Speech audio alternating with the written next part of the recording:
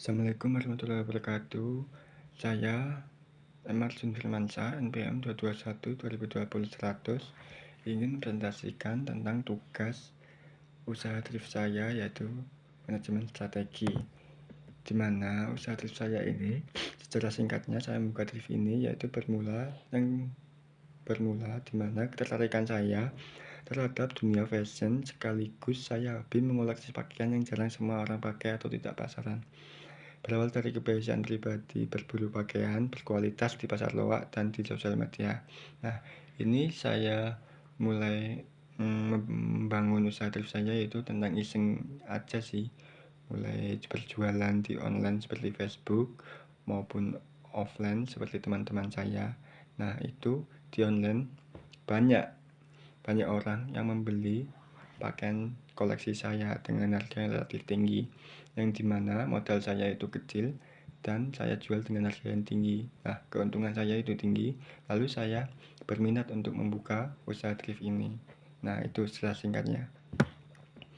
Selanjutnya ada profil perusahaan, di mana nama usaha saya MARTH Cloud atau Mart Cloud. Ini ada di Shopee maupun Tiki. Jenis usaha saya thrift, jual pakaian bebas layak pakai. Alamat saya di Desa Kaserman, RT 1, RW 1, Kecamatan Kandangan. Nah, tahun berdirinya ini sebenarnya udah lama sih. Saya sudah ke SMP mulai berjualan online ini, tapi tidak konsisten. Nah, ini tahun berdirinya baru sih 2024. Untuk pemilik usahanya, Emerson Firmansyah, yaitu saya sendiri. Untuk visi dan misinya, menjadi toko thrift yang terpercaya dan terdepan dalam menyediakan produk fashion berkualitas, terjangkau dan terpercaya. Nah, untuk misinya, menyediakan koleksi berkualitas, menawarkan harga terjangkau, memberdayakan tenaga kerja lokal, dan memberikan pelayanan yang ramah dan edukatif. Nah, untuk produk dan layanan, pakaian branded yang layak pakai. Lalu ada pakaian pria dan wanita seperti kemeja, kaos, jaket, celana jeans, hoodie, sepatu, sweater, dan lain-lain seperti aksesoris, rantai dompet, dan lain-lain. Nah, untuk keunggulannya ada harganya yang terjangkau dan berkualitas, lalu kondisi barang ini terjamin, lalu akses mudah dan fleksibel dalam online maupun offline. Karena saya sangat berespon walaupun ada orderan meski saya utamakan. Lalu untuk identifikasi masalah nyata yang dimana ada persaingan yang meningkat. Nah, saat ini banyak sekali toko thrift baru bermunculan, baik offline maupun online, di platform seperti Instagram, TikTok Shop, dan Shopee. Nah, mereka ini menawarkan harga lebih murah dan tampilan toko yang lebih menarik. Nah, solusi saya untuk mengatasi hal ini yaitu saya harus meningkatkan branding saya dari pelayanan, misalnya dengan membuat konten promosi yang menarik, memperbaiki tampilan toko online, serta memberikan promo loyalitas pelanggan agar tetap setia beli pada saya. Lalu untuk masalah kedua ini tentang kualitas stok menurun. Nah, banyak pelanggan mengeluhkan bahwa pakaian yang dijual hari ini kurang menarik dan tidak sesuai ukuran mereka. Nah, solusi saya untuk ini yaitu tentang melakukan penyortiran ini lebih ketat. Sebelum barang dijual, fokus pada tren yang sedang diminati dan sesekali melakukan survei pelanggan untuk mengetahui referensi ukurannya dan model yang ditemui pada tahun ini. Lalu untuk masalah ketiga ini, kesulitan mencari stok barang untuk dijual. Nah, ini mencari barang ini yang berkualitas kini makin sulit karena persaingan dan keterbatasan pasokan. Solusi saya untuk mengatasi hal ini yaitu dengan kerjasama langsung dengan supplier terpercayanya, yaitu dengan membeli dalam jumlah besar agar mendapat stok lebih dulu atau menjelajah sumber stok baru seperti lelang barang bekas atau mencari di marketplace seperti di Facebook. Nah, selanjutnya ada tabel analisis faktor eksternal atau EVAS.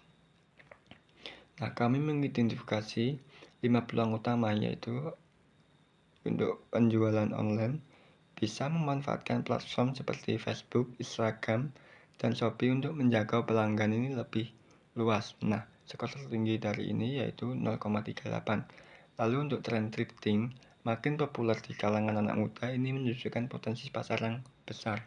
Untuk skor ini 0,34. Lalu untuk ekspansi produk bisa memperluas kategori barang seperti sepatu dan aksesoris.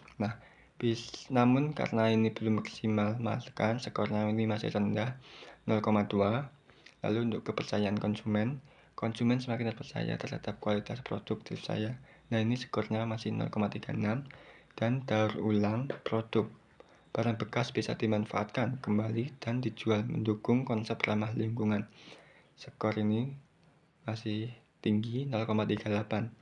Lalu untuk ancaman atau threat selanjutnya, kami juga menemukan 5 ancaman, yaitu yang pertama ada barang palsu atau tidak layak, yang dimana resiko produk yang tidak sesuai bisa merugikan konsumen karena barangnya yang fake atau yang gimana gitu.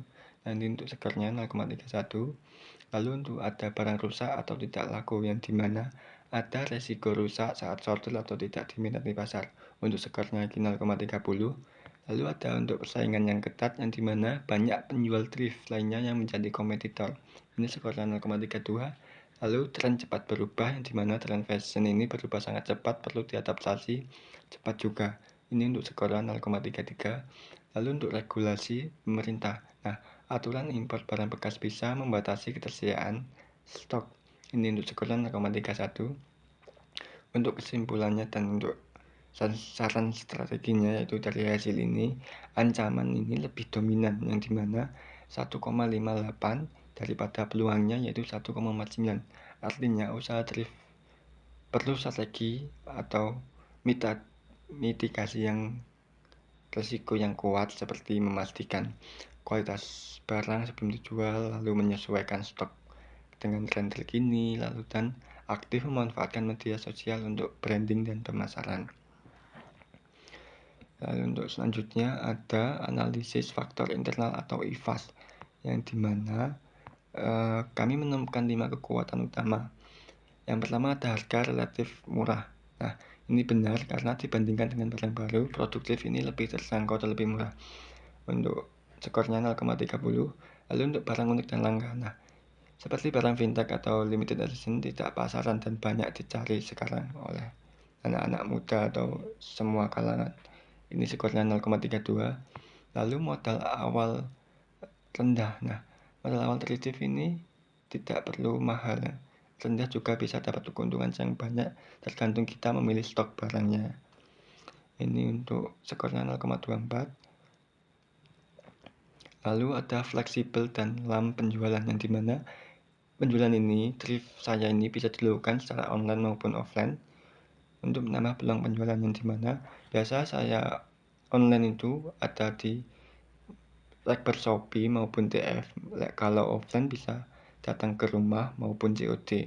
Ini skor tertinggi saya, yaitu 0,42. Lalu untuk margin keuntungan tinggi. Jika vendor milih stok tadi yang sudah saya jelaskan, keuntungan bisa sangat besar, seperti 50% dari harga modal tadi yang umpama yang kita beli. Untuk skornya yaitu 0,32. Lalu untuk kelemahan. Untuk kelemahan ini kami juga mengidentifikasikan 5 kelemahan utama, yang dimana yang pertama ada kualitas barang tidak konsisten. Karena barang bekas, kualitas tidak selalu sama, bisa berubah-ubah. Untuk skornya 0,25. Lalu untuk ukuran dan stok terbatas. Stok barang tidak bisa diberagam seperti toko biasa. Ini karena ukuran dan stok terbatas, karena barang thrift ini tidak datang secara berurutan. Jadi kita harus menunggu lebih lama untuk mencari-cari, mengorek-ngorek di pasar loak gitu, agar kita bisa mendapatkan untuk stoknya dan size-nya yang sama. Untuk skornya ini 0,29. Lalu untuk ada tenaga ekstra untuk sortir dan perbaikan, yang dimana ini membutuhkan waktu yang lebih lama sih, dan tenaga lebih untuk mempersiapkan produk sebelum dijual. Ini karena agar produk ini siap dijual atau diposting, agar agar para konsumen ini tertarik dengan barangnya karena bersih lalu wangi gitu. Ini skornya yaitu 0,30. Lalu untuk sulit mendapatkan barang branded. Nah, tidak semua barang bermerek mudah ditemukan dengan kualitas baik. Ini skornya 0,35 dan untuk persaingan tinggi usaha sejenis. Nah, ini banyak sekali pelaku usaha thrift sehingga kompetisi semakin kuat. Nah, apalagi di tahun ini usaha thrift ini banyak sekali ditemui di online maupun offline. Untuk kesimpulannya di kekuatan dan kelemahan ini, yang dimana kekuatannya 1,61, 1,61 dan kelemahannya 1,55 ini menunjukkan bahwa secara internal usaha thrift ini memiliki potensi kuat untuk dikembangkan. Namun perlu strategi perbaikan pada sisi kelemahan seperti menjalin kerja sama dengan supplier terpercaya, lalu memaksimalkan proses sortir agar kualitas lebih terjamin, dan memanfaatkan kekuatan fleksibilitas penjualan untuk memperluas pasar. Lalu ada rencana solusi berdasarkan analisis SWOT atau Quadrant SWOT, di mana strategi atau SO. Untuk strategi SO ini memanfaatkan kekuatan untuk meraih peluang. Untuk langkahnya bisa menggunakan jaringan media sosial untuk mempromosikan penjualan dari saya, yaitu dengan cara seperti posting di Facebook, Shopee, IG, atau sosmed lainnya. Lalu untuk targetnya yaitu meningkatkan engagement media sosial sebesar 30% dalam 3 bulan. Untuk proyek hasilnya yaitu penjualan naik karena pelanggan mulai melihat media sosial kita tentang promosi yang dimuat. Lalu selanjutnya ada strategi WO, yang dimana strategi WO ini mengatasi kelemahan dengan memanfaatkan peluang. Untuk langkahnya memperbaiki manajemen stok barang, lalu memperbaiki foto produk secara menarik agar konsumen tertarik dengan apa yang kita jual. Untuk targetnya agar para konsumen tertarik dengan barang yang kita post. Nah, untuk proyek hasilnya banyak yang menanyakan tentang produk apa yang kita posting dan banyak yang melihat postingan yang kita buat. Nah, untuk strategi ST ada memanfaatkan kekuatan untuk mengatasi ancaman, yang dimana langkahnya kita menggunakan loyalitas pelanggan dan kualitas produk untuk mengantisipasi pesaing. Untuk targetnya ini membentuk komunitas pelanggan aktif biasa melalui grup BA maupun IG. Ini selanjutnya ada proyeksi hasil, yang dimana pelanggan tetap lebih loyal dan tidak berpaling ke pesaing barunya. Nah, untuk strategi WT, yang dimana meminimalkan kelemahan dan menghindari ancaman. Untuk langkahnya evaluasi secara berkala kualitas produk. Lalu untuk targetnya komplain pelanggan turun 50% dalam 3 bulan. Lalu untuk proyek hasilnya meningkatkan kepercayaan pelanggan. Selanjutnya ada strategi yang akan diterapkan berdasarkan kuadran SWOT, yang dimana kuadran SWOT-nya yaitu Strength Opportunity. Untuk strategi yang disarankan strategi pertumbuhan. Nah, alasan pemilihan ini, bisnis thrift memiliki kekuatan seperti harga murah dan produk unik, serta peluang besar dari tren sustainable fashion dan media sosial. Maka strategi terbaik adalah ekspansi melalui online store atau kolaborasi dengan influencer dan membuka cabang baru. Nah, untuk selanjutnya ada kuadran Awareness Opportunity. Strategi yang disarankan yaitu strategi pengembangan. Nah, untuk alasan pemilihan ini untuk mengatasi kelemahan seperti persepsi negatif, perlu edukasi pasar dan branding yang menarik melalui konten kreatif di TikTok, Instagram. Juga bisa menambah nilai seperti quality check dan garansi keaslian. Nah, selanjutnya ada strength trade. Untuk strategi yang disarankan strategi protektif atau diversifikasi. Nah, untuk alasan memilih ini yaitu memanfaatkan kekuatan produk unik dan loyalitas pelanggan untuk menghadapi ancaman seperti kompetitor besar dan regulasi. Misalnya, kembangkan layanan personal shopping atau bundle produk. Nah, selanjutnya ada awareness trade. Untuk strategi yang disarankan strategi bertahan. Alasan memilih ini karena jika banyak kelemahan dan ancaman, bisnis perlu efisiensi atau pengurangan biaya operasional serta evaluasi supplier dan model bisnis agar lebih adaptif. Lalu ada evaluasi dan monitoring, yang dimana ada evaluasi penetapan target kinerja. Nah, target kinerja ini menentukan tujuan yang jelas dan terukur seperti meningkatkan penjualan, jumlah pelanggan atau pertumbuhan manajemen media sosial. Dan kedua ada pengumpulan data kinerja yang dimana mengumpulkan data dari berbagai sumber seperti laporan penjualan, analisis media sosial, feedback pelanggan, dan ulasan marketplace. Yang ketiga ada pemantauan dan analisis berkala yang dimana lakukan monitoring secara berkala, setelah mingguan atau bulanan untuk melihat tren kinerja dan membandingkan dengan target yang telah ditetapkan. Lalu ada evaluasi dan tindakan perbaikan yang dimana jika hasil belum sesuai target dilakukan evaluasi, penyebab dan penyesuaian strategi seperti mengubah metode promosi atau meningkatkan variasi produk. Nah, ini ada indikator kinerja yang dimana ada peningkatan penjualan dan untuk jenisnya kuantitatif. Untuk fungsi pengukuran yaitu mengukur efektivitas strategi terhadap pertumbuhan pendapatan. Lalu yang kedua ada jumlah pelanggan baru, jenisnya kuantitatif. Fungsi pengukurannya yaitu menunjukkan seberapa luas jangkauan pasar setelah strategi dijalankan. Nah, selanjutnya ada engagement rate media sosial. Ini jenisnya kuantitatif sama untuk menilai keberhasilan promosi dan interaksi dengan cara pelanggan.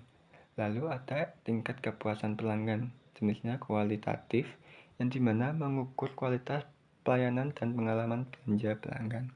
Dan selanjutnya ada retensi pelanggan, jenisnya kuantitatif. Ini fungsi pengukuran yaitu untuk mengukur loyalitas pelanggan melalui pemberian ulama. Nah, selanjutnya ada jumlah produk terjual. Untuk jenisnya yaitu kuantitatif. Nah, fungsi pengukuran ini yaitu untuk menggambarkan tingkat permintaan dan efektivitas promosi. Nah, selanjutnya ada kesimpulan yang dimana kesimpulan analisis SWOT ini merupakan alat strategis yang sangat penting dalam membantu organisasi atau pelaku usaha memahami promosi internal dan eksternal mereka secara menyeluruh. Nah, dengan mengidentifikasi kekuatan, kelemahan, peluang, dan ancaman, pelaku usaha dapat merumuskan strategi yang lebih tepat, realistis, dan sesuai dengan kondisi nyata di lapangan. Nah, penggunaan tabel IFAS ini dan EVAS memperkuat analisis SWOT dengan memberi bobot dan rating terhadap setiap faktor yang dianalisis. Hal ini memungkinkan pengambilan keputusan strategis menjadi lebih objektif, terukur, dan berbasis data. Nah, IFAS menekankan evaluasi terhadap kekuatan dan kelemahan internal, sedangkan EVAS fokus pada peluang dan ancaman dari lingkungan internal. Nah, dengan memahami faktor-faktor yang paling berpengaruh melalui IFAS dan EVAS, organisasi dapat menentukan strategi yang sesuai dengan posisi kompetitifnya, bisa mengalokasi sumber daya secara lebih efektif, mengantisipasi resiko dan memanfaatkan peluang, dan mengoptimalkan kekuatan dan meminimalkan kelemahan. Nah, oleh karena itu, analisis SWOT ini yang didukung oleh tabel IFAS dan EVAS tidak hanya penting, tetapi juga mendasar dalam proses perencanaan dan pengambilan keputusan strategis, khususnya dalam menghadapi dinamika pasar dan persaingan yang terus berkembang. Sekian dari saya, Muhammad Asrul Wansah. Wassalamualaikum warahmatullahi wabarakatuh.